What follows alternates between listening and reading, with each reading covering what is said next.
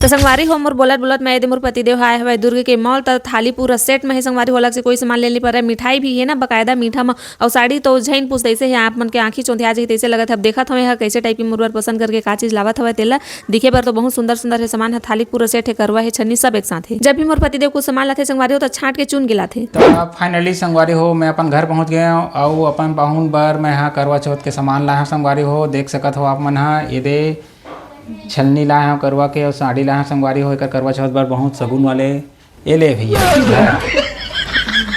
धन्यवाद।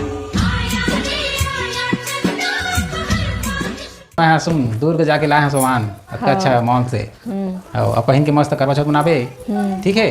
देख सकत हो मस्त मोर बर पूजा के सामान लाए है दुर्ग गेरी से संगवारी हो कुछ काम से तो लाई समय पूरा सामान ला छन्नी है, थाली है, लोटा है और ये देख सकत हो करवा ला एक नंबर के सजे हुए संगवारी हो मस्त और सिंगार के एमा पूरा सामान हवे और नारियल है और स्पेशल ये देख सकत हो थाली ला मस्त सजे सजाए थाली एक बार मोर बल्ले के लाए संगवारी हो लोटा है और छन्नी ये दे मस्त पूरा सब सजे हवे और स्पेशल में ये दे हवे साड़ी मस्त मॉल से उठा के लाए एक नंबर लगा संगवारी हो। कैसे लगा थे कमेंट करके आपो मन बताओ।